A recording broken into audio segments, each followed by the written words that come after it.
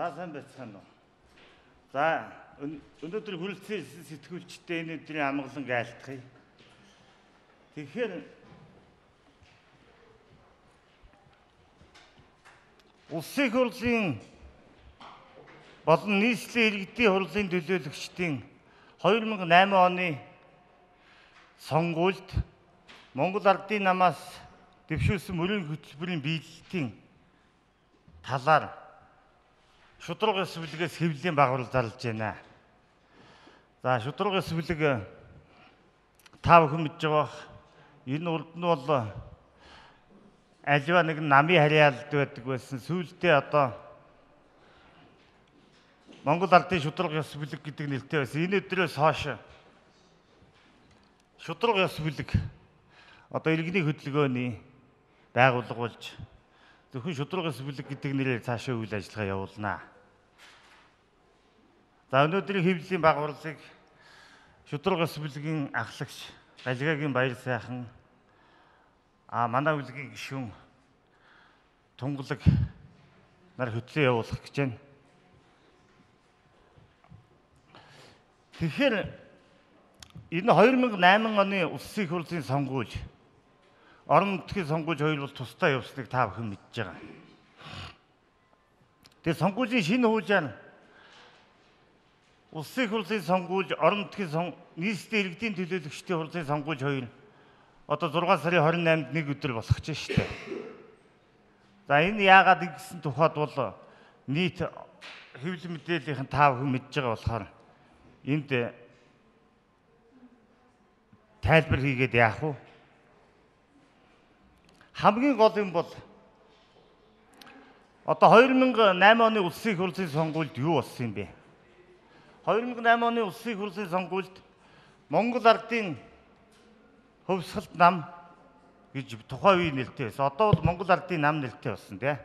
Энэ бол нийт 76 суудлаас 45 суудал авсан. Өөрөөр хэлбэл тэгээ дээр нь зориг тгшүүн дараа нь нөхөн сонгогдож нэмэгдсэн ингээд 60 төвийн санал авсан шүү дээ. Хэвлэлийн мэдээнээс нэг.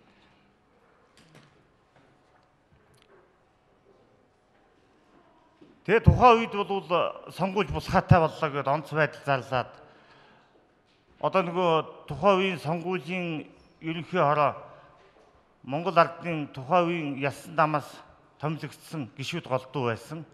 Энэ асуудалд хайхрамжгүй эс мэдгчийн байр суурьнаас хандснаас болж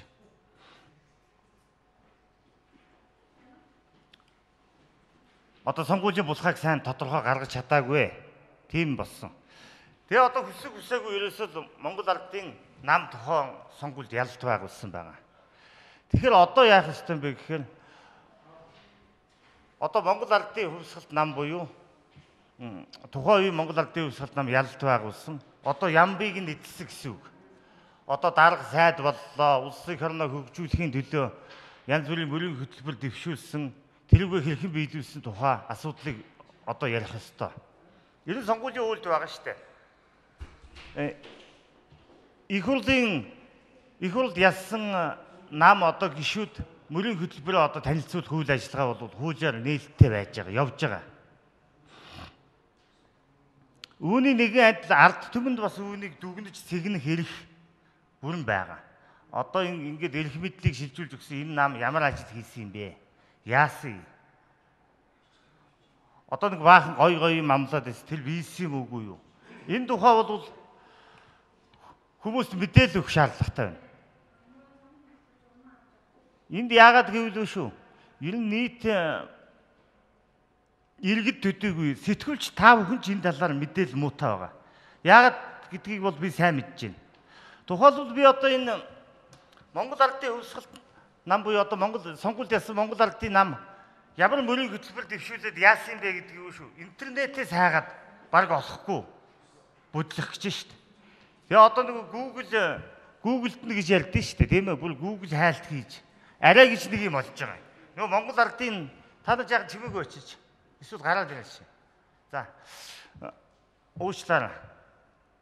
Юу сэтгүүлч жаахан нэг тийм соёлтой одооны залууч тийм байвал их зүгээр шүү. Тэгэхээр би нэг юм хэлээ л дээ.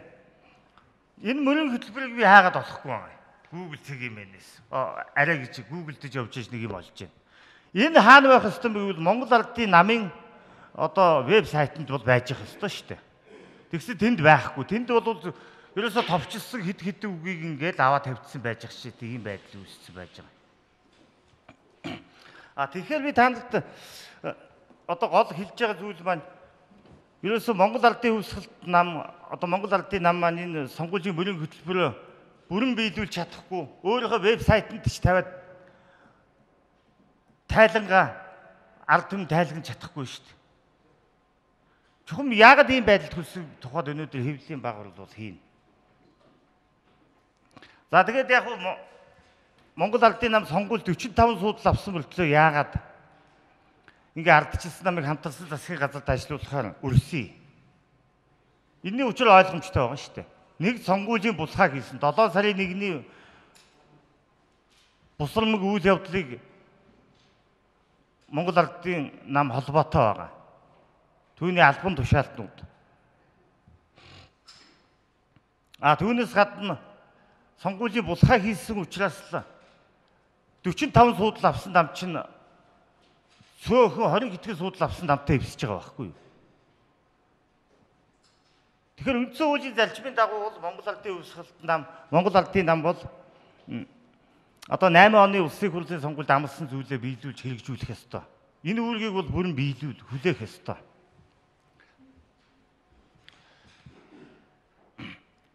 Ер нь 2000 оноос хойш Монгол Ардын нам завсарлахгүй төрийг бариад байгаа. Тэгээ 2000 онд 73 суудалтай байсан. 2004 онд хамгийн олон суудалтай байсан. 2008 онд 45 суудалтай.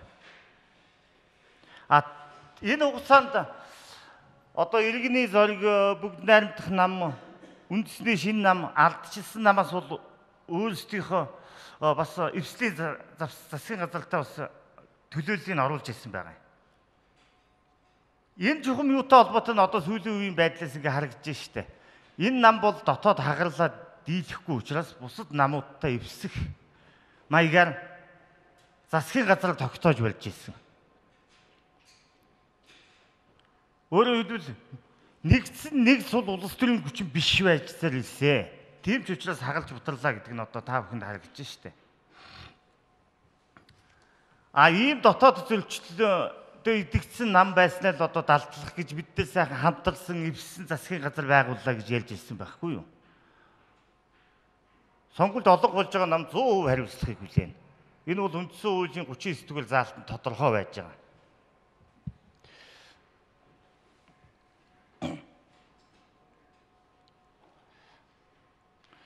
Тэгэхээр одоо би Монгол Ардын хувьсгалт намын мөрийн хөтөлбөрийн тухай задлж ярих гэж та бүхэнд.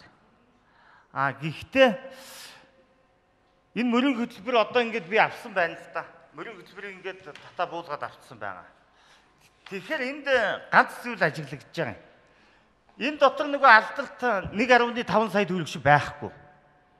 Монгол Ардын намын 2008 оны сонгуульд ялсан мөрийн хөтөлбөр дотор 1.5 сая төгрөг байхгүй. Яагаад байхгүй вэ гэвэл энэ хөтөлбөрийг хүлээж авдаг хугацаа гэж байсан. Тэр өнгөрцөн байхад тухайн үед Монгол Ардын намаас томилогдсон сонгуулийн ерөнхий хорооны гишүүд 80% эзэлж ирсэн. Тэд нар эс мэдээд өнгөрөөсөн байхгүй юу? Эс үйлдэл гаргасан. Эс үйлдэл гэдэг чинь хууль зөрчиж байгаа юм шүү дээ.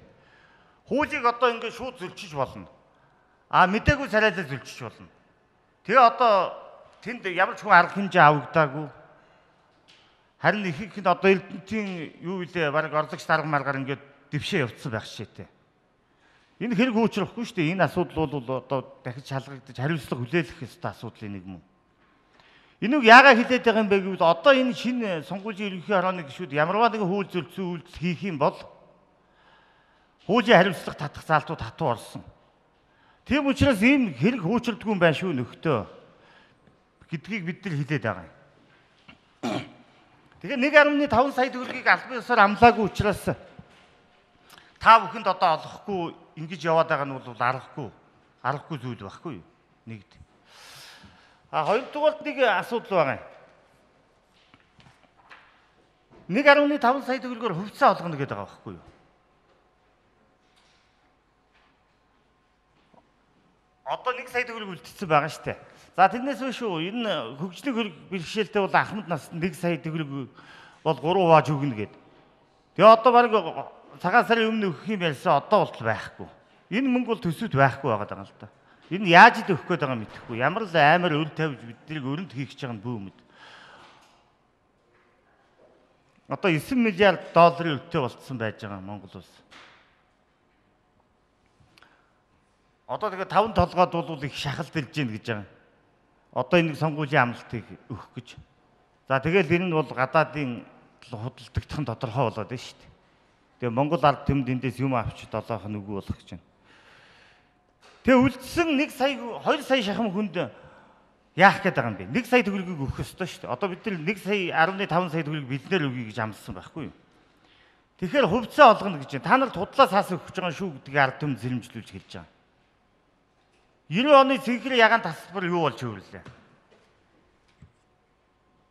Сүүлдээ хүмүүс архины мөнгөөр худалдаад ч авах хүн олдохгүй тэгээ дууссан шүү дээ. Овжил сэргэлэн нэг хэсэг нөхд нь нэг 10,000 төгрөгийн юм чи баг нэг ганц 200 төгрөгөөр нь буулгаад бөөнөр аваад үйлдвэр комбинат хөвчлөж авсан. Тэгээ 1 сая ард түмэнд хоосоо оцорсон. 2008 оны сонгуульд 1.5 сая төгрөгийн чек гээд өгсөн. Ийм л худлаа чек өгөх гээд байгаа байхгүй одоо бидэнд. Тэгэхээр бид нар ба шүү. Ер нь амлсан бол хариуцлагатай байх ёстой. 1.5 сая төгрөгөө бидний өгөхгүй тохиолдолд одоо 500 мянга өгчөөд байгаа шүү дээ. Тийм ээ. Одоо үлдсэн 2.7 сая хүндээ 1 сая төгрөгийг бэлдээр олохгүй тохиолдолд Монгол Ардын намын төлөө саналаа өгч болохгүй. Ингэж ард түмнийг хүлэгдсэн байна.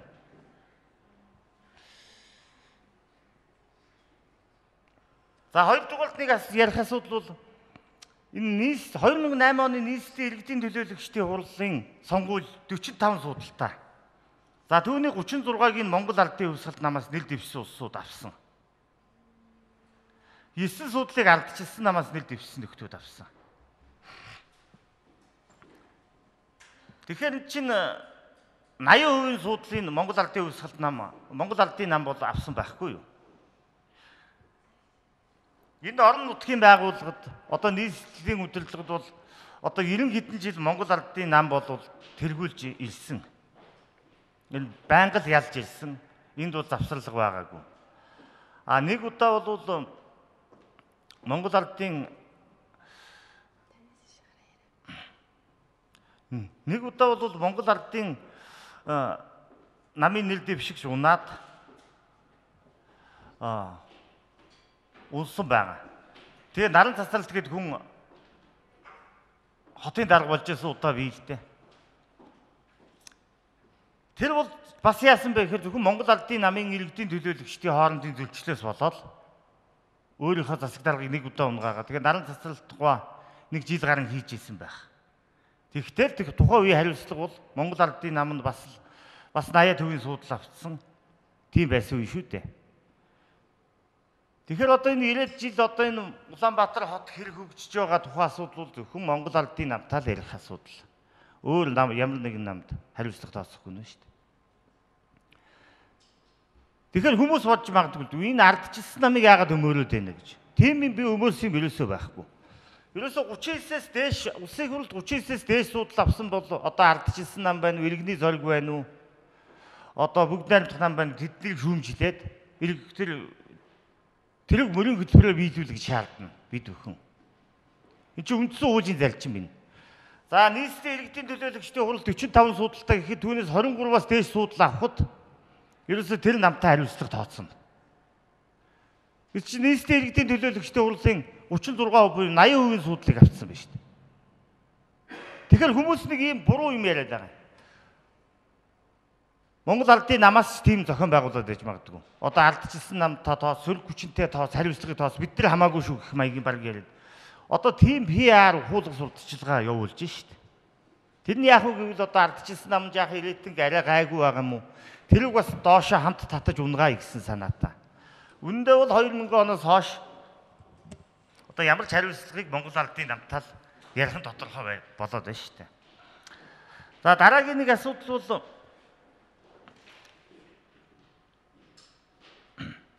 энэ Монгол Ардын намын мөрийн хөтөлбөрт нэг ийм ажиглагдаад байгаа юм л да.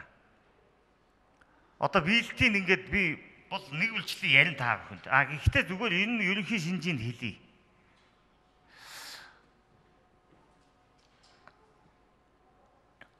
Одоо мөрийн хөтөлбөрөөр биелүүлэхдээ юуны өмнө хагас дутуу орон зэгссэн юмнууд бол их байгаа. Маш их байгаа. Одоо хийсэн ч гэхэд хэцүү, хийгээгүй ч гэхэд орон зэгссэн. Дараагийн нэг зүйл бол огт биелүүлээгүй юм маш их байгаа. Бас нэг юм байгаа. Дөнгөж одоо эхэлж байгаа. Одоо чи сонгуулийн дуусчих штэ. Тэгээ дөнгөж одоо эхэлж байгаа. Юм байгаа байхгүй юу? Одоо тэр хөшгөн гүндэд онгоцны буудал барин ч гэдэг ч юм уу. Нөгөө 6% орон сууцны зээлийн хөнгөлт гэдэг юмнууд одоо эхэлж байгаа.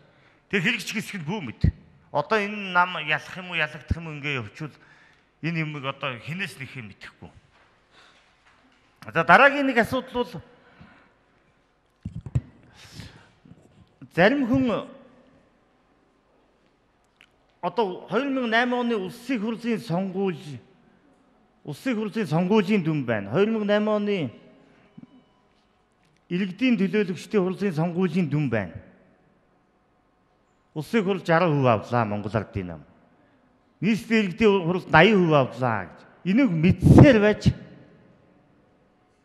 өөр нэгэн намаас хариуцлагыг хайх их буруутнаа өөрлөж их ийм хандлага яваад байгаа байхгүй юу? Их юм бол яг сөрөг хүчнүүд буруутай юм уу? Ардчилсан нам болоод одоо сөрөг хүчин суудлаа цөөхөн авсан намд буруутай болох нь. Тийм бол байхгүй шүү. Ерөөсөө асуудал үндсэн хуулийн зарчмын дагуу хандна гэж ийнэ шүү дээ. Бид нар үндсэн хуулийн дагуу сонгуульж гэж. Энэ нь яах гэж сонгуульж хийгээд байгаа юм? Яах гэж олонхийг тодруулаад байгаа юм? Яах гэж тэдэнд эрх яам бөгөөд байгаа юм? Бүх тамга тэмдэг одоо эд байдгийг захиран залцуулах эрх мэдэл хууль ёсыг тогтоох бүх эрх мэдэл Монгол Ардын намд байна шүү. Тэгэхэд яагаад хариуцлагаас ултаад байгаа гэсэн асуудал бол яг харахгүй гарч ирж байгаа. Харин ардчилсан намын тухайд бол Монгол Ардын намын одоо хүсэлт гуйлтаар эвслийн засгийн газарт орсон байна л да. Гэхдээ энэ бол шүү. Энэ Монгол Ардын нам одоо дотоод зөвлөлтөө хамгаалж засгийн газар хамгаалж үлдэхийн тулд ямар нэгэн намтаа эвссэн байх бол тухайн үйл Монгол Ардын намын үйлийг хүлээх л үүрэг, хариуцлага. Монгол Ардын харин энэ байдлаас одоо эрдэхин салж ардчилсан нам хамтарсан засгийн газраас 3 4 сарын өмнө гарсан явдал бол маш зөв зүйтэй шийдвэр. Ардчилсан намын дарга Алтан ууг энэ дээр бол одоо зөв шийдвэр гаргажээ гэдэг нь бол аяндаа цаг хугацааны үед ингээд нотлогдож байгаа юм л да. За тэгээ өнөөдрийн хэвлэлийн байгууллагыг бас сүүлдэл сэтгүүлчдэд өөрсдөө танилцуулахад шудраг ёс бүлгээс Галжигагийн баяр сайхан гээд тунгалаг гээд одоо хүмүүс өнөөдрийн хэвлэлийн байгууллагыг хийж байна. За бид нар ерөнхийдөө сая бол одоо энэ хэвлэлийн байгууллагт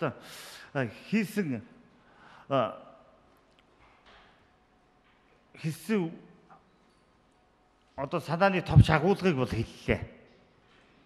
Тэгэхээр 2008 оны сонгуульд Монгол Ардын нам улсын хурлын сонгуульд юу гэж амлаж ялсан юм? Нийслэлийн иргэдийн төлөөлөгчдийн хурлын сонгуульд юу гэж амлаж ялсан гэдэгт нэг заалт нэг бүрээр нь энэ та бүхэнд бас тайлбарлсан дээ. Яагаад гэвэл энийг бол ард түмэн та нар олохгүй шүү. Энэ чи бүр бараг хайж ухаж яваад боллоо. Яагаад гэвэл нөгөө Монгол Ардын намын нийслэлийн хороо интернетний одоо вебсайт юм өндөр байхгүй шүү дээ. Одоо үнэн сонины монь дээр. Энэ яагаад гэвэл ерөөсөө юмаа биелүүлээгүй. Ёстой ноото хүмүүс учраас ингээд одоо энэ үг ард түмэн мартсан. Одоо энэ үг ингээд хав дараад устгахаа ичи гэдэг юм уу. Тийм л байдлаар хандсан байна. Тэгээ одоо бол Монгол Ардын нам энэ улсын хурлд олонх болсон, засгийн газраа байгуулсан, нийслэлийн иргэдийн төлөөлөгчдийн хурлд олонх болсон. Одоо мөрийн хөтөлбөрөөр яаж биелүүлсэн ээ? Ард түмэнд нэг нэгэнгүү тайлагнаж явах ёстой. Тэгтэл тэгсэн байхгүй, чив чимээгүй. Худлаа дараагийн гой худлаа хамлалт дээр л одоо ард түмнийг дахиад яагаад хүчигтаад албан тушаалдаа үлдчих вэ гэсэн ийм алчаагүй юм бодол тэгэл явж байна. Тэгэхээр би одоо Энэ 2008 оны улсын хурлын сонгуульд Монгол Ардын Хувьсгалт намаас оролцох мөрийн хөтөлбөр гэдэг ийм олон хуудас юм байгаа. За энэ одоо хуудсыг харуул за 10 хэдэн хуудас юм байна. Би тэгээ энэ дээр ингээд тэмдэглэл хөтөлсөн байгаа. Энэ одоо биелээгүй заалтын жаахан ингээд телевиз харж байгаа бол энэ бас ингээд тодруулсан байгаа л да. Тэгэхээр эндээс биш цөөхөн юм тодруулсан шиг харагдчихэж магадгүй. Бусад юм одоо ингээд тодруулаагүй юм харахаар юу гээд амлцсан юм бэ гэд хийсэн юм уу гэд ингээд утгаар тийм биш. Зүгээр нэг ерөнхий юмнууд байгаа байхгүй юу? За нэг ийм юмыг тэгж сайжруулна, тэгж нэмэгдүүлнэ. За тэр талаас анхаарна. Ийм мөрийн хөтөлбөр гаргасныг би одоо бас харлаа л да. Энэ бид нар буруу юм байна. Миний хувьд ч гэсэн бас буруу байсан байна. Тухайн үед би энэ Монгол Ардын Хувьсгалт намын сонгуульд оролцож байгаа мөрийн хөтөлбөрт ихэд дүн шинжилгээ хийж анализ хийж ирсэн ард иргэдэд бол ингэж мэдээлэл өгч байгаа үедээ харамсаж байгаа байхгүй юу? Жаахан тэгж харамсаж байгаа. Одоо бол би хэлж байгаа шүү дээ энэ эрх барьж байгаа намуудын алдаа дутагдлыг урдаас нь сонгуулийн өмнө сайн шүүмжилж хэлж өгье. Мөрийн хөтөлбөрөө яаж гаргаж байгаа? Одоо сонгуулийнхаа мөрийн хөтөлбөрийг ялсан намд хэрхэн биелүүлсэн? Энэ тухай сонгогчдод сайн мэдээлэл өгч явах хэрэгтэй байна. Тэгэхгүй л эдгээр чи өөрсдөө хийгээгүй юм хав дараал өнгөрөөгөөд нь шүү дээ. Тэгээд ард түмэн болохоо тэгээд хитэн цаас тарахаар за баярлалаа. За эндээс би эхлээд харъя л да одоо шинээр гэр бүл болгосод шин төрсөн хүүхдэд төрөөс олгож мөнгөнд итгэмжлийг үргэлжлүүлж шинээр 3 дахь хүүхдэд төрүүлсэн гэр бүлд 300 мянган төгрөгийг нэг удаа алдалт их 1-2 одонтой ихэд 500 мянга 2 одонтой ихэд алдалт 1 одонтой ихэд 1 сая төгрөгийн тэтгэмжийг жил бүр болгоно гэсэн. За энэ биелээгүй. Ялсан намын мөрийн хөтөлбөр үг өсөхгүй биелж явах ёстой шүү дээ. Биелээгүй шүү. Тийм ээ. Үүнийг бол тухайн үедээ бид нар сая 500 мянган төгрөг хүмүүст өгчих учраас одоо ингэ жижиг сажиг юм хязгаарлая гэж хэлж ирсэн. Тэгээ тэр сая 500 мянга өгсөн юм байхгүй. Харин тэр сая 500 мянган энэ амлалт энд байхгүй шүү дээ. Би түрүүн хэлсэн тийм ээ. Хүчигдэхийн тулд эндээ оруулаагүй юм байна. Мөрийн хөтөлбөр авах хугацааны 8 оны сонгуулийн мөрийг тэрний дараа оруулсан юм байна. За тэгээ 3 хүртэлх хүүхдээ их эцэгт асарсны тэтгэн чөлөө олгох, богиногдсон цагаар ажиллах, гэрээгээр болон гэрээ ажил үйл гүйцэтгэх бололцоог өргөтгөх нь гэж байгаа. Бага насны хүүхдийг асар хамгаалах, яс цэцэрлэг байгуулах үйлчилгээний нэр төрлийг нэмэгдүүлж энэ чиглэлийн үйл ажиллагаа эрхлэгч татвар зээлийн бодлогоор дэмжлэг үзүүлнэ. Ингэж биелээгүй. За тэгээ үн ханшны өсөлт цалин ханшны өөрчлөлтийг тухайн үйл тооцож цалин тэтгэврийг үе шаттай өсгөж 2012 он гэхэд одоогийнхоос 3 дахин нэмэгдүүлнэ гэж байгаа. Тэгэхээр цалин тэтгэврийг бол 8 оноос 3 дахин нэмэгдүүлэх нь байна шүү дээ. Тэгтэл ерөөсөө 8-9 онд огт нэмэхгүй байгаа 10 оны 10 сард нэмсдгийг санаж байна. 30%-аар нэмсэн. Тэгэхээр амлсан бол шууд хэрэгжүүлж явах хэрэгтэй байлаа. Одоо бол сонгуулийн хугацаанд бараг 3 дахь жилдээ орж явахад 30%-аар нэмэгдүүлсэн шүү дээ. Би одоо мэргэжлийн хяналтад боловсролын улсын байсагч байсан л да. 8 онд 300 мянга авчихсан. Одоо хүмүүсийн миний ажиллаж байсан байсан дээр одоо 600 500-600 мянга л авч байгаа юм байл шүү дээ. Тэгээ нэг дахин нэмэгдээд байгаа үстэй. Тэгтэл одоо чи тоог яаж бодоод байгаа юм бэ? 2 дахин 3 дахин гэсэн тоо гаргаад. Би чи 5 дээр 5-ыг 5 нэг дахин нэмэгдэхээр хэдвэ гэж надад бага ангид дунд ангид тооны багш асууж ирсэн.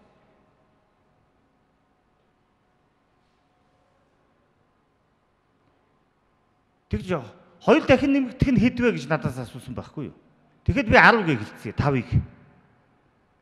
За чи муу байна. Наа чи нэг дахин нэмэгдэж байна. 5 дээр нэг дахин 5-ыг нэмэл 10 болж байна.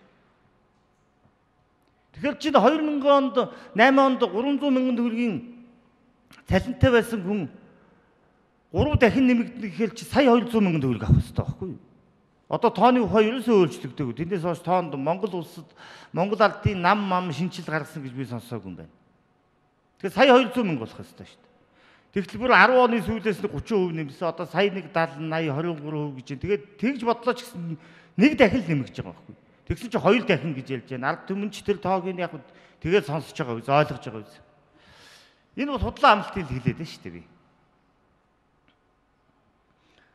Тэгээд дундаж өрхөө орлого 1 сая төгрөг болох боломжийг хангана гэж байгаа. Тийм бол байхгүй. За би өөрийгөө бол дундаж амьдралтай гэж боддог. Тэгээд над тэр 1 сая төгрөг төлөөс орж ирж байгаа. Намайг ажил жишээлбэл одоо би бол ажлаасаа галтсан. За жишээлбэл улс төрийн үйл ажиллагаанд оролцох гээд ажлаасаа галтсан. Одоо ингээд бол жил шахан болж байна л да. Тэгэд ажилгүй л байна. Одоо гэр бүлээр ажилгүй байж байгаа шүү дээ. Тэгэд юу сая төгрөг одоо хаана байгаа юм? Тэр сая төгрөг тэр дундаж хүмүүс тэрийг бол би ойлгохгүй байж болно. Эсвэл энэ зүгээр энэ тодорхой нарившил гаргамаар юм шиг байгаа юм л да. А тэгвэл сая төгрөгөөс дээш орлоготой хүн өөрөө хөдөлмөр хийж байгаа хүмүүс зөндөл байгаа байх. Дундаж иргэн гэж байгаа шүү дээ. Энд чинь бол бизнес хийдгүү. Ажлын байлтай. Тэгээд ажиллаад тэгээд сая төгрөг бол одоо байнга олж явах ёстой хүмүүс гэсэн үг шүү дээ. Энэ бол худлаа өссөө. За алслагдсан сум орон нутагт амьдарч байгаа тэгээ нэмэгдэл олгоно гэсэн тэр бол худлаа болсон. Тийм бол байхгүй гэж байгаа. Би бол энэ хөдөө гадаанаас бас их мэдээлэл авч байгаа. Манай одоо шудраг ус бүлгийн гишүүд бол 21 аймаг одоо орон нутагт бүгд төлөөл байна. Тэднээс бүгдийг мэдээлэл авч байгаа ингэж олгож байгаа юм байхгүй юм байлаа. Ядуу зүдүү байдлаас гарах согц арга хэмжээ авна гэсэн ийм бол байхгүй. Тэгээ тэтгэврийг бол одоо бас л 3 дахин гэж байгаа шүү дээ. Тэтгэвэр бол одоо 1 л дахин нэмэгдсэн байгаа шүү. Тэрийг 2 дахин гэж яриад байгаа. За 150 мянган төгрөгийн тэтгэлтэй байсан хүн 300 болсон байх. 150 мянган төгрөгийн тэтгэлтэй хүн 3 дахин нэмэгдэх юм бол 600 мянга болно. Байж байгаа 150-ыг хасан шүү дээ. Тэрийг 3 дахин нэмжиж 600 мянга. Гэтэл одоо 300 мянга. 1 дахин л нэмэгдсэн байхгүй. Би бас нөгөө тооны ухааныг хэлж шүү дээ. 12 дахин өсгөхөөр 2 дахин нэмэгдэхээр хэд байд юм бэ? 20 болно. Гэж хариулсан тэр буруу шүү дээ. 1 дахин л нэмэгдэж байгаа байхгүй юу? За энийг бол давтаж хэллээ. За Монгол улсын арслагдсан хязгаарт цаг алдгүй очих үндэсний түргэн тусламжийн сүлжээ байгуулж ажиллана гэсэн. За ийм үлгэр домгийн бол их байгаа. Тэгээ эдэг зүрх судас хоол боловсруулах нарийн мэргэжлийн төрөлцсөн эмнэлэг байгуулна гэсэн. Ийм гой яриад ахаар бол хүмүүс санал өгсөн байгаа юм л да. Тэгээ хийчихсэн юм эндээс энэ байх. Би энд биш зарим юм хэлж байгаа шүү дээ. Юу бол тэгээ төлбөрийн чадваргүй амьдралын түвшин доогуур иргэдэд бол эмнэлгийн тусламж авах хүн төлбөргүй эрхийг олгоно гэсэн энэ худлаа. Эрүүл мэндийн зөвлөгөөг сургалт явуулах эмнэлэг эрүүл зүйн эрүүл ахуйн төвүүдийг сум бүрд байгуулж ажиллана гэсэн. Ийм бол байгуулагдаагүй гэсэн. Баг бүрд гэр цэцэрлэг байгуулж ажиллана гэж байгаа. Ийм байгуулагдаагүй гэсэн. Зарим нэгэн баг зүгээр хувийн цэцэрлэг байгаа юм байлаа. Төрөөс ийм байгуулад өгсөн юм байхгүй. Ерөнхий боловсролын сургуулийн нэг компьютерт оногдох хүүхдийн тоо 3 дахин бууруулна гэсэн. Байхгүй. Хөдөө орон нутагт одоо нэг төслийн шугамар урд нь ямар компьютер байс тэр хിവэрэл байл. Би өөрөө багш хүн болохоор одоо энэ боловсролын талын тийм ээ бүх юмыг сайн мэдчихэж шít. Эдгээр их олон хүлэгдсэн байгаа. Төрийн өмчийн ихтэй сургууль коллежийн оюутнуудын дотор байрыг бүрэн тогтчулна гэж байгаа. Ийм бол болоогүй. Би одоо жилийн өмнө боловсролын улсын 3 жил энэ 8 оноос хойш 9 10 11 оны дуустал 3 жил боловсролын улсын байсаг шийдэн шүү дээ. Одоо энд бол төв шүү. Би шалгаж бүгдийг тогтоосон юм ийм дандаа худлаа юм байна. Хөдөөгийн сумдын засаг даргын тамхын газрын захиалгаар дотоодын ихтэй сургууль суралцахаар албан ёсны гэрээ байгуулсан оюутны сургалтын зардлыг төрөөс хариуцдаг гэж ийм байхгүй. Ингээ худлаа хэлээд яваад байгаа. Үндэсний урлагийн ордон байгуулна гэсэн ийм байхгүй. Би бол өдөр тутмын сонин телевизийн мэдээ орой өдөр алгасахгүй уншиж үздэг хүн шүү дээ. Надад бол ерөөсөө тийм ерөөсөө сонсдоогүй. Хэрвээ ийм гоё юм болсон болвол одоо Монгол Ардын намч бол нөгөө туу цайжлахтай их сайн шүү дээ. Ерөөсөө одоо бүр орон даяар баг үлгээтэй хүүхэд хүртэл мэдхээр сурталчлах байх. Эдгээр бол нэг жаах юм хийвэл бол хит үсрэгдэг хүмүүс шүү дээ. Тэгээ ийм сонсогдоогүй юм байна. За шинжлэх ухааны технологийн хөгжлийн дундад төвшөнд хүлж тоноглогдсон орчин үеийн 2-оос доошгүй эрдэм шинжилгээний хүрээлэн байгуулна гэж ийм байхгүй. Шинжлэх ухааны академи гэдэг нэг унтарсан байгууллага байгаа. Мөнгө төсвөгүй. Уг шинжлэх ухааны технологи одоо энэ сүүлийн үеийн нано технологи энэ бүхөө одоо орчин үеийн одоо кибер технологи энэ бүх технологиудыг одоо хөгжүүлэх юм байхгүй шүү дээ. Шинжлэх ухааны академи нь одоо ингээд төсөв мөнгөний гачаалаас ингээд унтаа байж. Юу олон улсын стандартад томилогдсон тийм байхгүй. Стандарт бус юм хийхтэй бол их сайн хамтарсан засгийн газар ч гэдэг ч юм уу. Одоо тэгж өөрсдийнхөө засгийн газрыг хамгаалж үлдэхийн тулд хэдхэн Монгол Ардын намд байгаа хэдхэн удирдлагын зөвлөлийн хэдэн гишүүд сайдын суудал тогтож үлдэхийн тулд өөр намаас шүү заавал ингэ дотроо эв нэгдлгүй учраас тэгж эвслийн засгийн газар байгуулдаг. Мэдээж ялагдсан нам одоо нам гэдэг чинь юу юм бэ? Төрийн эрх мэдлийн төлөө байгуулагдсан байгууллага. Ялагдчихад тахт манад орно гэж байгаа нам тийм бүлэг ирвэл ямар ч нам дуртай орно шүү дээ.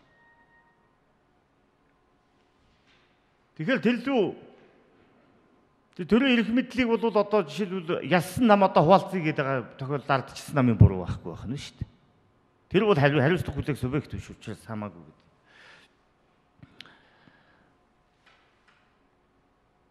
За гол усны ихэнх нөөцийг бүрдүүлдэг сав газрын их үндэрлэгийн улсын тусгай хамгаалалтын нутаг дэвсгэрт хамруулан хамгаална гэж байгаа.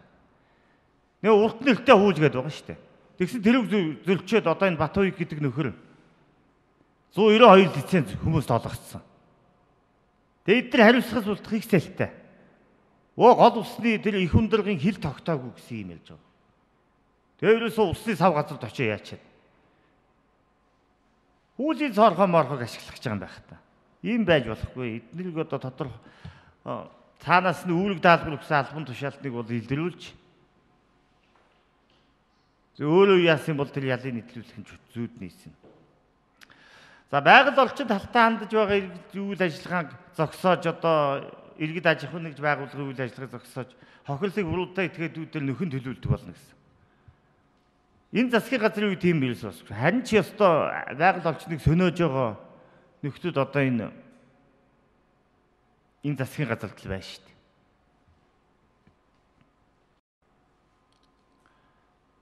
Одоо хар зам мам тавьсан байхгүй. Тэр том оврын ачааны автомашин яагаагүй юм л одоо тэр говийн аймагуд бол зүгээр одоо шороон дунд л амьдрал харахгүй тийм байж шээ. Бага өрөө 8000 тракторыг дагалдах тоног төхөөрөмжийн малчлал бага хөнгөлтэй өнөр олгоно. Малчин бүрийг нийгмийн даатгалын нэрийн данстай эрүүл мэндийн даатгалтай болгох сэдэл биелээгүй. Тариалан эрхлэгч 12000 трактор бас хөнгөлтэй өнөр олгоно гэсэн юм бол байхгүй. Улсын хурлын гишүүн Чулуунбат билүү нэг хин нэлээ сэлэнгэд нэг хитэн трактор өгч ирсэн. Ерөөсөө ийм л түүх одоо мэдж байна. Бусад бүх аймаг сумд одоо тэгж хөнгөлтэй өнөр трактор 8 10 12 мянгаар нь балчид тариаланчд олгоод ирсэн байхгүй. Би эндээс зүгээр нэг тодорхой амлалтуудыг хэлээд байгаа шүү дээ. Түүнээс биш үү одоо сайжруулна гэсэндээ бол одоо тиймэрхүү өгүүд их байгаамаа. Тэд нар бол одоо тэгээ сайжруулсны эсхийг бол үнэхээр сайжруулсан альва одоо нийгмийн амьдралыг сайжруулсан бол юугаа сайжруулсан, яаж сайжруулсан гэж тэр статистикийн газар мазрын тодорхой гаргах ёстой л доо. Гэтэл статистикийн газрыг одоо ингээд 4 жил энэ өнгөрсөн 10 жилд хараад байхад энэ эрх баригчдад таалагдах тийм юм гаргаж өгдөг. Ерөн төрийн байгууллагууд тийм байна шүү. Эрх барьж байгаа намд үйлчилсэн тийм үйл ажиллагаа явуулдаг төрийн байгууллага. Цагдаагийн байгууллага нь тийм үйл ажиллагаа явуулж байна. Тэгээд 7 сарын 1-нд утгалж байгаа явдлыг харна. Улсын бүртгэлийн ерөнхий газар байна. Энэ статистикийн газар гэж байгууллага байна. Мэргэжлийн хяналт гэдэг одоо ерөөсөө тэгээд бүгдийг хэлж болно. Энэ тухайд бид нар бол сонгуулийн дараа байгууллага бүрэл тус бүрд авч үзэж хяналт шалгалт бас ард түмний дуу хоолойг хүргэж явах болно. Шударга сүлэг бол зөвхөн нэг улс төлчөөд байгаа байгууллага биш шүү дээ. Бид нар хаана ямар үйл ажиллагаа юм тэнд оролцсон. Одоо сонгуул болж байгаа бүхний анхаарлыг энд хандуулах ёстой байхгүй юу? Одоо энэ авилагчтаас өөрөө баяжиж ард түмнийгээ өгүүрэн хоосруулдаг энэ хүмүүсээс салахын тулд энэ ард түмнийг гэгээлүүлэх ёстой. Ерөөсөө хөгшин залуу хөвөө хэмзгүй улс төрөөс залхацсан. Тэгэл ерөөсөө одоо ойлгомжтой байгаа шүү дээ. Одоо архины мөнгө тараагаал одоо гараад ирнэ гэсэн. 200 хүн тутамд нэг ухуулагч та. Тэгээ 200 хүн чинь одоо яаж ухуулаа тэр яаж мөнгөө цаагаараа тараах гэж байгаа юм. Одоо Монгол Ардын нам бол рейтингээр их муу байгаа. Гэтэл бол одоо ялна гэсэн. Ерөөсөө л их л фэтгэл хүмүүс яваад байгаа. Яасан бэ гэсэн чинь ерөөсөө мөнгөөр одоо гарч ирнэ гэсэн. Ийм л төлөвлөгөө зохиосон гэж яригдж байгаа. Тэгтээ яг энэ хардлага байж болно. 8 оны сонгуул шигээ юм хийх нь үгүй юу гэдгийг бид нар харж байна. Одоогийн сонгуулийн ерөнхий ороо арай нэг шудраг ажиллах болов уу гэж найдаж байна. Эхнээс нь үйл ажиллагаанд бид нар хяналт тавьж ажиллана гэж бодож байгаа. Өмнө олгогдсон ашигт малтмлын лицензийг хянаж зэгсэлэн дотоодын хөрөнгө оруулалтын их эрхсүү орчныг улс орныхоо хэрэгцээ олон улсын жишгт боловсронгуй болгож тогтвортой байлгана. За лицензийг яаж буруу замаар олгосыг сая хэлсэн. Тэгээ эрхсүү орчныг боловсруулангуй болгосон юм байхгүй. За энэ дээр бол яриул маш их цаг байна л да. Улаанбаатар дарахын эрдэнэт Говь Сүмбэр аймаг бол бүсийн төвүүдэд үйлдвэр технологийн парк байгуулна гэж байгаа. Ийм бай болоогүй. Аялал жуулчлалын тусгай бүсүүдийг байгуулж гадаадын жуулчдын тоог 2012 онд 1 сая төлгөнө гэж байгаа. Ийм болоогүй. Манай хамгийн ихэн 450 мянган тоо төллөө гэдэг үл тийм л юм байгаа байх. За бүх аймгийн төвүүдийг нийслэл Улаанбаатартай хатуу хүчлэлтийн автозамаар холбоно гэсэн ийм бол одоо бүтээгүй. Би өөрөө Ховд аймгийн хүн тэгээд одоо Ховдын зэрэгээс ер нь тэгэл одоо өвөр хангаагаас цааш тэгэл нөгөө хар замаараа дэлжигнүү нөгөө шорон замаараа дэлжигнүүлдэг хэвээрэл байгаа шүү дээ. Тэгээ энэ замын тухайд их гоё юм хэлсэн байгаа. Улаанбаатар тэгээ хөвсгөл нуур, хорго, тэрхийн цагаан нуур, хужил, төгийн нуур зэрэг аялал жуулчлалын томоохон төвүүдийг хатуу хүчлэлтэй замаар холбоно гэсэн байгаа. За энэ хужил төлтөл бол байгаа бах тийм. Замын үед Улаанбаатар, Алтан булаг, Ярамт, Ховд, Үлгий, Улаанбайшин чиглэлээр хатуу хүчлэлтэй зам тавьж автозамын сүлжээнд холбогдно. Улаанбаатар, Мандалгов, Оюу толгой, 5 толгой чиглэлийн хатуу хүчлэлтэй автозам байна. Эдгээр биелээгүй. Ингэж л худлаа амлж төрөө эрхэнд гардаг байх нь шүү дээ. Төрөө эрхэнд гараад өөрөөсөө дарга сайд хийх. Ийм л хүсэлтэд хөтлөгдөж худлаа амладаг юм байна. За Төв аймгийн хөшгийн хөндөд олон улсын нисгүүд байгуулж Улаанбаатарын дэд үсэд холбоно гэсэн. Бид ганц нэг юм хийгээд байгаа, хийх гэж байгаа гэдгийг хэлсэн. Тэр нь дандаа одоо сонгуульд үүсэж байгаа гэж байгаа. Одоо тэр нь ерөөсөө сая нэг тэнд нэг юу байгуулахаар Японы талтай хамталж тийм нэг онгоцны бүдэл байгуулахаар гэрээ байгуулж байгаа шиг байлаа. За тэрэн дээр хизээ баригдаж дуусах юм бүү мэд.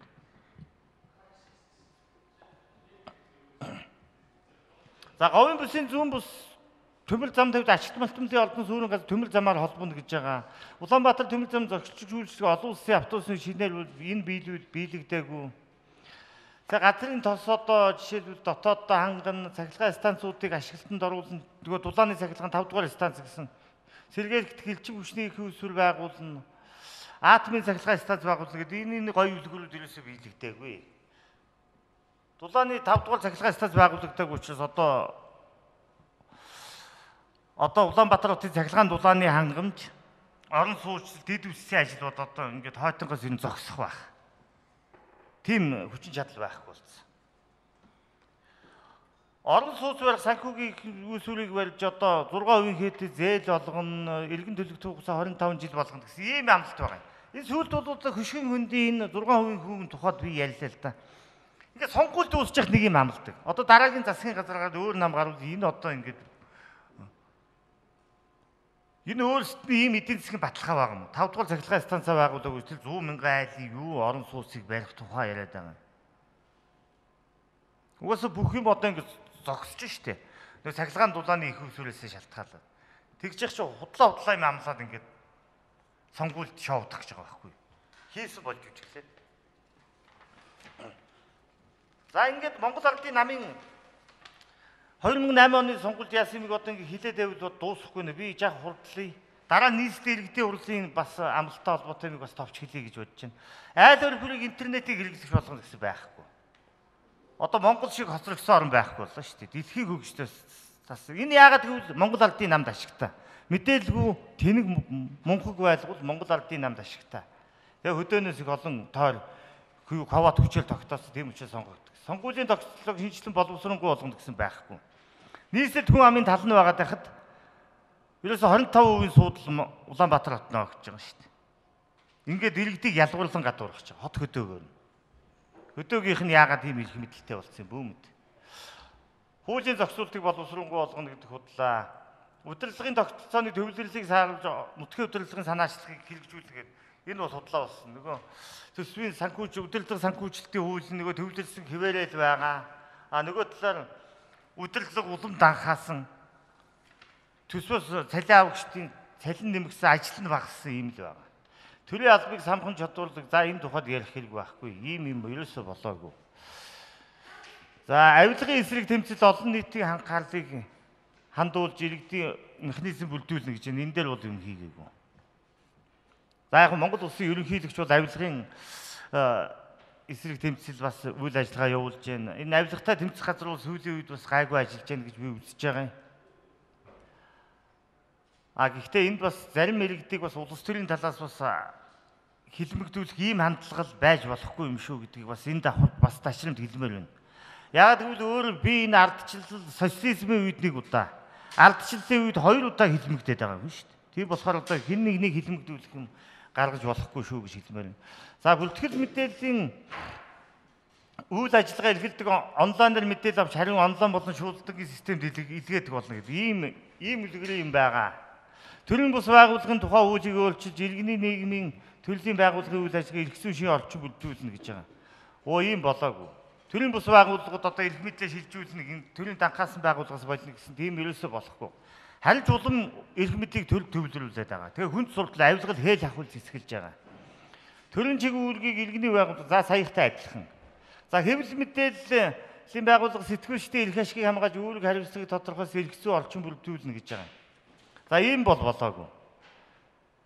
Хэвлэлийг хэдэн олигархууд хуваагаад авцсан байгаа шүү дээ. Тэгээ шудраг иргэдийн үг очтгүй. Аль намын аль улс төлж ярих гэж байна. За тэрний үг очдог. За хэдэн мөнгө хайсан хэдэн ядуу хэвлэлийн газрууд нь тэгээд мөнгө төлсөн газарт одоо үйлчилдэг ийм л систем байгаа. Монгол хэвлэлийн эрхшүүлээгүй орны тоонд орно. За иргэдийн мэдээллийг авах хэрэгшүүлэг яана гэдэг хууж одоо тэгээд анхны шуулганаас эхэлж явсаар байгаа гэдэг орос улггүй дууслаа.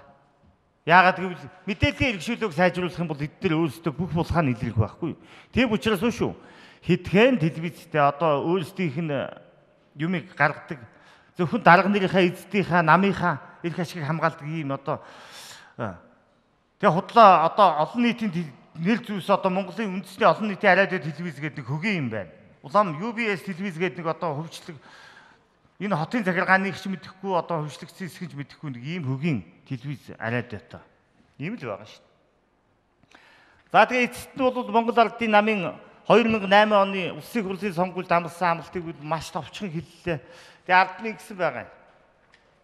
Одоо эргэж шударга хариуцлагын тогтолцоог бий болгож Монгол хүү ирээдүйгээ итгэлтэй амгалт тайван сэтгэл хангалуун амьдрах нөхцөлийг хангаж Монгол улсаа өнд мөнгө сэсгэлэн хөгжүүлэх нь бидний зорилго мөн. Монгол ардын нам одоо улс орон ард түмнийхээ төлөө билээ. Манай хөтөлбөр амлалт төдий биш.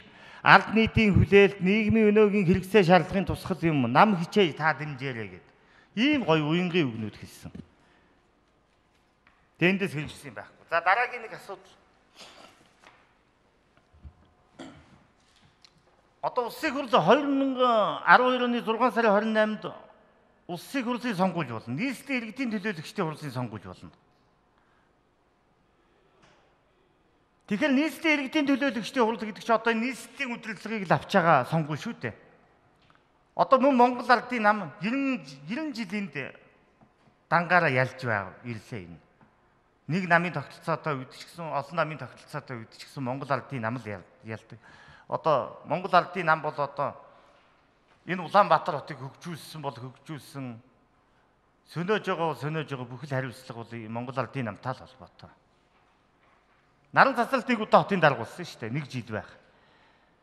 Тэр үед ч гэсэн Монгол Ардын нам хотод ялсан байсан шүү дээ. Нөгөө л одоо сая их шиг намын дотоод зөвчлөлөөсөө болоод наран цацралгүйг нэг сонгож ирсэн явдал бий. За тэгэхээр энэ нийслэлийн иргэдэд хурлын төлөөлөгчдийн сонгуульд 2008 онд Монгол Ардын нам юу гэж амласан юм бэ гэдэг амлалтыг хайгаад олохгүй байгаа. Одоо ёстой нэг Google-д нэг гэдэг шүү дээ. Google-ээр хайгаад ч олдохгүй байгаа. Тэгэхээр яагаад гэвэл шүү амлалт мөрийн хөтөлбөр гаргачаад тэгээд тэрүүгээ ингээд ураа хийчихдээ юм ба шүү дээ. За дараа нь хүн ирээд шалгаад авах вэ, ядаргаа болоод авах вэ. Баяр сайхан мэтийн хүмүүс одоо ингээд яриад унах вэ гэдэг. Тэгээд одоо бид нар яах аргагүй шүү. Нийслэлийн засаг даргын мөрийн хөтөлбөрийг олж авч байгаа юм. Нийслэлийн засаг даргын мөрийн хөтөлбөр дээр одоо юу гэж байгаа юм? Яг л нөгөө 8 оны сонгуулиар улсын их хурл нийслэлийн иргэдийн төлөөлөгчдийн хурл сонгогдохдоо хийсэн амлалтууд байна л да. Бас л энэ их хурлын төлөөлөгчдийн сонгуул шиг одоо ингээд бас 15 6 ууц. Зарим нь ингээд алга болцсон байгаа. Тэгээд одоо би яг л олдсон юмнасаа бас. Гэхдээ энэ бол яг бодит баримт.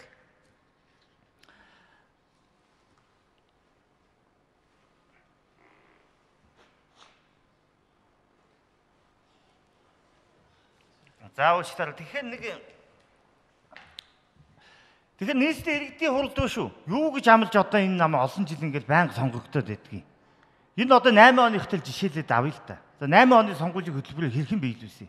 45 нийслэлийн иргэдийн хурлын төлөөлөгч байгаа ш. Тэндээ 36-ыг нь аваад одоо тэгэд бол ёстой хинээс шараад усаар бүх асуудлыг шийдээд явах бүрэн эрхэнд тэнд байгаа шүү дээ.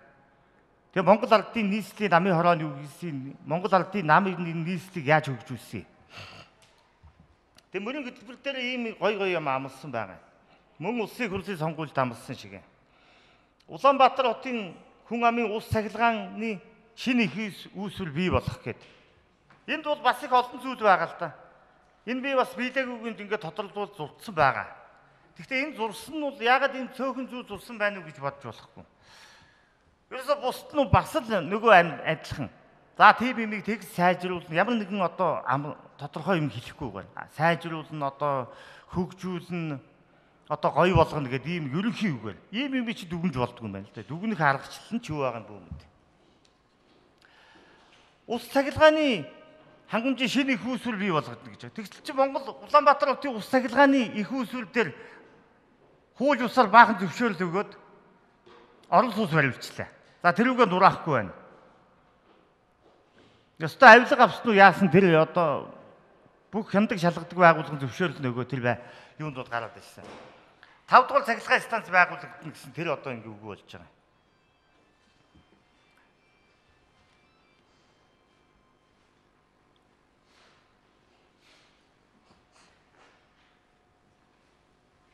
За уучлаарай. Тэгээ нийслэлийг үйлдвэрлэжүүлэх дэд хөтөлбөр боловсруулж хэрэгжүүлж эхэлнэ гэж байгаа. За ийм юм болоогүй.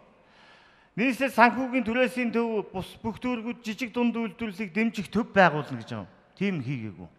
Би яагаад энэг та бүхэнд хэлж өгöd байгааг гэвэл шүү. Энэ 2008 оны улсын хурлын сонгуул нийслэлийн иргэдийн төлөөлөгчдийн хуралд сонгогдсон сонгуульд нэр дэвшүүлсэн мөрийн хөтөлбөрийн тааныг олж үзэх гэж хэцүү шүү. Өөрсдийнх нь веб сайтын одоо юм хүмүүнд нь байхгүй. Би одоо баг 90 сайндаа олж авлаа гэж хэлэх нь хаашаа юм олж ирлээ.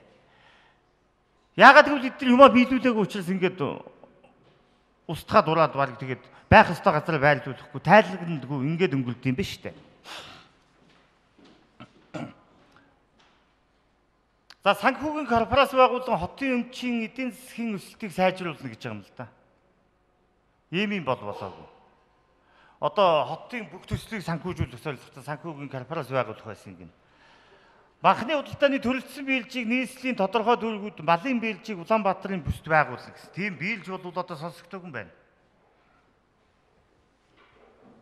Үнэхээр ийм биелж байгуулагдсан бол балчтаас шууд махыг аваад хямдралтай өнөр нийслэлийн иргэд хямд мах идэж болох байж л дээ.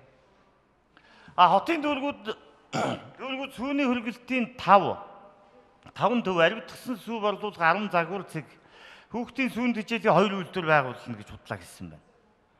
Хүүхэд бүрт нэг аяг сүү гэдэг аян өрнүүлнэ гэсэн.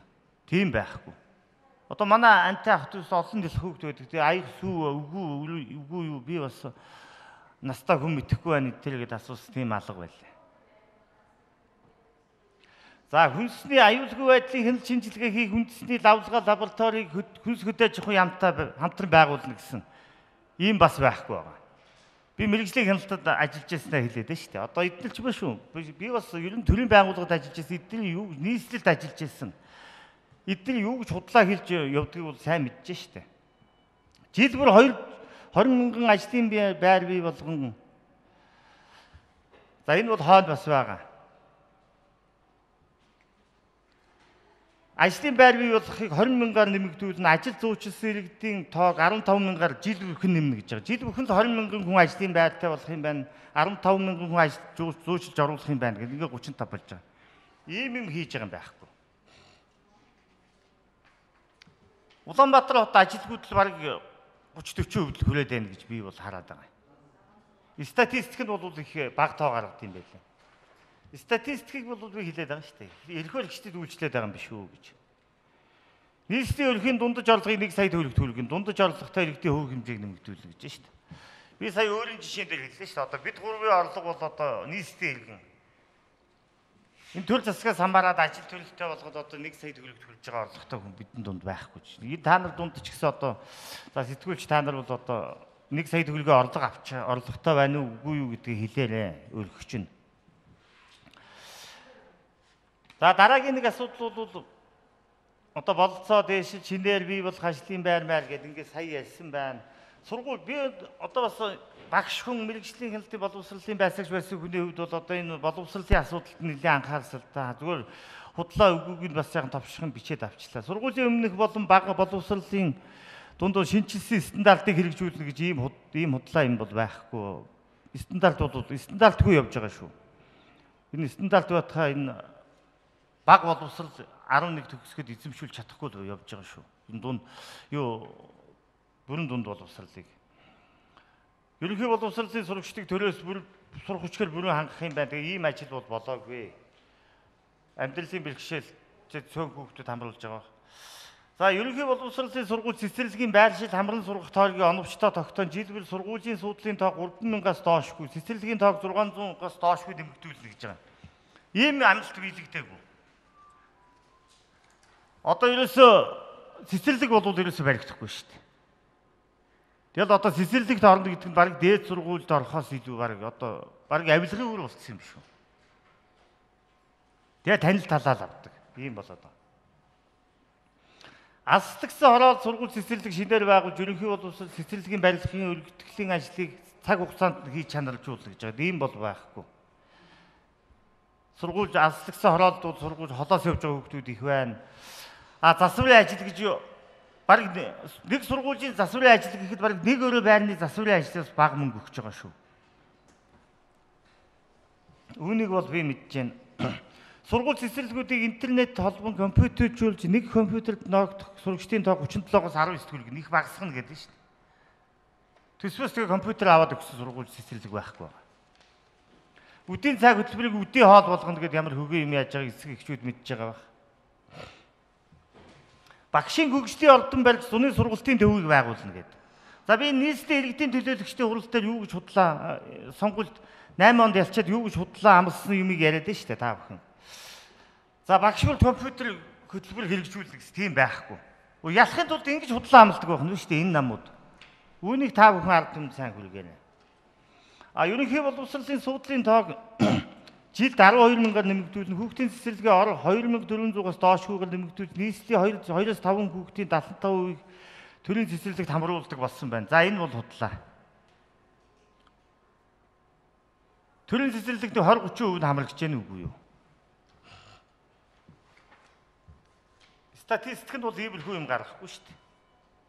Гэр бүл суурилсан нийгмийн цогцсуур үйлчилгээг өргөхөд төрөх хөтөлбөрийг дөрвөн дүүрэгт хэрэгжүүлнэ гэж байгаа. За ийм болов гэр бүл хүүхэд гэр бүлийн хөгжлийн ордон шинээр төрсөн иргэдийг бүрдэх ёслолын ордон байгуулна гэсэн ийм байгуулсан юм бол би мэдэхгүй юм байна. Би бол мэдээлэл их ойрхон байдаг хүн гэдэг шүү дээ. Одоо ийм байгуулсан бол Монгол Ардын нам бол одоо энэсийн засаг даргын төрч тэгээд тэндээ бол бөө юм болж байгаа байлгүй. Туу цайчлаад одоо ёстой бүх их хурлын гишүүд нь очиод нийслэлийн дарга марга нь бүгд очиод Тэгээ дүүрэг бүр гэр бүлийн төвтэй болно гэсэн байгаа. Дүүрэг бүр одоо хүүхэд хөгжлөст нь хамгааллын төвтэй болно гэдэг. Ингээд одоо сайхан удлаа хэлнэ л дээ. Яг нь сонгогдож исэн байвал одоо дарга болж исэн байвал хамаагүй шүү дээ Монгол Ардын намынхан. Чингэлтэй сонгийн хайрхан Баянгол дүүргүүд соёлын төв байгуулна гэсэн байхгүй. Алслагдсан дүүрэг захын хороолт иргэдэд орчин үеийн програм хангамж өгөх номын сангийн үйлчлэгээ олдвол номын сангуудыг байгуулна. Би өөрөө багасаа одоо тэгэл номд л их ороход одоо энэ юм л одоо байгуулагчвал за бусд нь яах вэ гэсэн маяг бодож ийл л да. За энийг байгуулсан бол тэгэхээр ийм одоо ингээ худлаад ингэж хүнийг хожигдож штэ. За хот төлөвлөлт барилга жилд газар олголттой холбогдсон үйл ажиллагааг шинээр зохион байгуулж нээлттэй шударга зарчмаар шийдвэрлэх нөхцөлийг бүрдүүлж газрын маргааныг таслан зогсооно. Одоо Улаанбаатар чөлөөтэй алах газарыг болсон. Үе хотын удирдлагууд одоо энэ газрын хот төлөвлөлтийг замбрааг болгосоор байгаа. Одоо бид нар байна шүү. Маш аюултай олчинд амьдарч байгаа шүү дээ. За онцгой объект нөгөө нефтийн байгууллага тэр юм үг одоо хотоос гаргана гэсэн байгаа. Тэр ноос ноолрын үйлдвэр. За ноос ноолрын үйлдвэрийг яг холдуулсан сураг байдаг. Тэгээд энэ шатхуун түгээх станцууд одоо айлын хаяанд байж лээ шүү дээ. Энэ бол том аюул байж байгаа. Хотын гэр орооллыг орон сууцны болгон хорооллуулан хөгжүүлэх хөтөлбөрийн 1-р үе шатны ажлыг эхлүүлнэ гэсэн. 1-р үе шатны ажил гэхэл чи одоо бас нэг юм дууссан баймаар хэлэх биш. А гэтэл одоо энэ 7-р хороолл гэдэг энэ ногоо нүрийн хавцаа нэг хідэн айлтал одоо газар чөлөөлөх мэдээлэл өгсөн сургал байдаг шүү дээ. Нийтийн орон сууц барина гэж. За энэ нийтийн орон сууц одоо тийм юм барьж байгаа бол засгаас юм барьж байгаа мэдэхгүй юм байна. Өндөр насны хөгжлийн бэрхшээлтэй ажилт төрийн албаагчдын хөнгөлөлтөө нөхцөл орон сууцаар хангах хэмжээ аавна. Ийм сайхан болоогүй байна. Газар доогуур хот байгуулах шинэ бодлого хэрэгжүүлнэ гэж байна. За газар дээрх хотооч одоо яагаагүй шүү дээ. За газар доор ямар хот байгуулах гэж байгааг одоо нийслэлтэй иргэд зарим мэдж байгаа болов уу? Ганц нэг түнэл хийснийгээ хэлээд байгаа юм болов уу? Иргэдийн өмчлөгдсөн газрын биелж байгуулж ирэх зүүн орчиг бүрдүүлж хэрэгжүүлнэ гэж байгаа юм бол болоогүй. Одоо 80 төвний газар өмчилж аваагүй шүү дээ. Энэ газрын албадын хүнд сурталтай холбоотой байгаа шүү дээ. Ерөөсөө газрын албад гэхээр ерөөсөө тэгээд яаж л ашиг хонжоо хаахаа бодохоос биш. Иргэдэд одоо таны энэ газрын шүүмжлээд өгье гэдэг. Төрийн иргэний байгууллага, нийтийн байгууллага гэж үйлчлэх ёстой шүү дээ. 43 мянган айлын орон сууц баригдана гэж байна. Ийм юм бол болоогүй. Иргэний хууль тогтоомж заасан дагуу өмчлөлийн газартаа болсон байна гэж байгаа иргэн бүр. Өмчлөлийн газартаа болсон иргэн одоо баг 10 хүрэхгүй өвнө шүү дээ. Орон сууцнд байгаа иргэн ч гэсэн өмчлөлийн газартаа болох хэрэгтэй шүү дээ. Тэгэд үүнийг бол 13 оны 1 сарын 1-ээс бид 5 сарын 1-ээс зогсооно. Одоо иргэд та бүхэн газар авмаар байна шүү дээ. Тэгэхэд тулд тэр газрын албан дээр очиод яагаад тэнд хүнд суртал байвал хэлдэ. Энэ төрийн байгууллагын үнийг чинь бол иргэдэд бүр үйлчлэх ёстой байхгүй юу? Тэгэхээр газрын албадын хүнд суртал нь одоо их л юм байлаа. Хоёр төвшний зам төсөл хэрэгжүүлж Улаанбаатарын баруун дөрвөн зүүн замын уулзуурын болон төмөр замын галцтай авто замын уулзуурыг хоёр төвшинтэй болгох, Энгельсийн гудамж болон наран туул төмөр замын гүүрэн галц шинээр байгуулах, явган хүний гүүрэн болон нөхөн галцууд бий болох замаар иргэдийн зам тээврийн хөдөлгөөний аюулгүй байдлыг хангах гэж. Маш их олон гүүрэн галцсан балцсан одоо тэгээд юу баригдаа дууссан. Одоо бидний энэ сонгуулиар чинь ерөөсөө төгсрөлгүй явж явах хэрэгтэй байсан биз дээ. Тэгэхэд одоо 1-р оролцоос би нааш ирэх гэж одоо цаг 30 минут л явлаа сая. За Таранзит автсан давхар замын зураг тосол гүйцэтгэж дараа төлөвлөх нөхцөл гадаадын байгууллагатай хамтран ажиллагээд иймэрхүү гоё юм байгаа. За тэгээд цаг дуусч байгаа учраас товчлие. Орон сууцны болон төвд газар доор 27 мянган автомашины зогсоод болгоно гэж нийслэлийн иргэдийн хурлын төлөөлөгчд амлаж ирсэн байна. Монгол Ардын намын 27 мянган автомашины зогсоод болгоно. За алслагсан за одоо нэг 2 минутанд амжуулаад дуусгачих явуулаарай. За алслагсан гэр хорооллын иргэдийн нээврийн тээврийн гүйцэтгэлгээ болгоно гэдээ байхгүй. Метро байгуулна одоо энэ замыг эхэлж шийдсэн байна гэсэн байхгүй. 80 км автозам хотод тийм ээ. Мянган метр гүүрэн байгууламж 140 автозамын өргөдлийн шинтгэл явган золчигчийн болон нөхөн 8 галц төмөр замын гүүрэн галц 3-ыг шинээр барьсан байна гэдэг. Тэгээ элчин хүчний 5 дугаар цахилгаан станцыг ашиглалтад оруулна гэсэн ийм гоё амлалтууд авчих. Энэгүй шүү. Товчлоод уншаад одоо энэ худлаа амлалтыг хэлж балахгүй байна. Тэгэхээр яг сэтгүүлчид зарим зүйлийг тодруулж асууна үз. Тэгэхээр эцэс юу гэж хэлэх гэж байгааг нь нийслэлийн иргэдийн хурлын төлөөлөгчдийн сонгуульд, улсын их хурлын 2008 оны сонгуульд, 2008 оны сонгуульд Монгол Алдын намаас иргэдийн болон улсын их хурл сонгосон амлалтаа бол хэрэгжүүлсэнгүй. Тэгэхээр алд иргэд одоо Монгол Алдын намыг дахиж сонгохгүй байхыг Монгол Алдын одоо шудраг ус бүлгээс ингэж уриалж байгаа. За шудраг ус бүлгээс өнөөдөр хэвлэлийн байгууллагыг зохион байгууллаа. Манай бүлэг бол шудраг ус бүлэг нэртэй болсон. Манай бүлгийн үйл ажиллагаанд бүлгийн ахлагч Галжгагийн баяр сайхан би тэгээ бүлгийн гишүүн Тунгалаг Хатанбаатар нарын гишүүд оролцлоо. За ингээд хэвлэлийн байгуулалт ирсэн та бүхэнд их баярлалаа. За асуултыг бол дараа нь тэгээд тодруулж асууна биз. Энэ бүх дараа бүх хэвлэл мэдээллийн байгууллага телевизээр одоо мэдээллийг бас цааш хүргэнэ. Тэгэхгүй бол одоо энд чинь худлаа 33-т чхаад гаргадгүй телевизүүд их байдаг юм байлаа. Одоо 33 тэгээд худлаа сайхан аваад байдаг. Одоо би их баярлаад байдаг. Тэгэхээр бол одоо тэр эцэд мэдстэй хэлээд яагаана. Та нар эцэц та нарын эвгүй байдалд орно шүү. Би бол одоо цааш өөр бас телевиз мэдээлэлээр бол бүр мөнгөний төлөөч хамаагүй гаргана энэ бүх мэдээллийг. Интернетийн орчинд бүрэн цацна. За тэгэхээр та бүхэн одоо өнөөдрийн хэвлэлийн байгууллагын тухай мэдээллийг гаргахыг хүсье. За хэвлэлийн байгууллага хаасныг мэдэгдээ.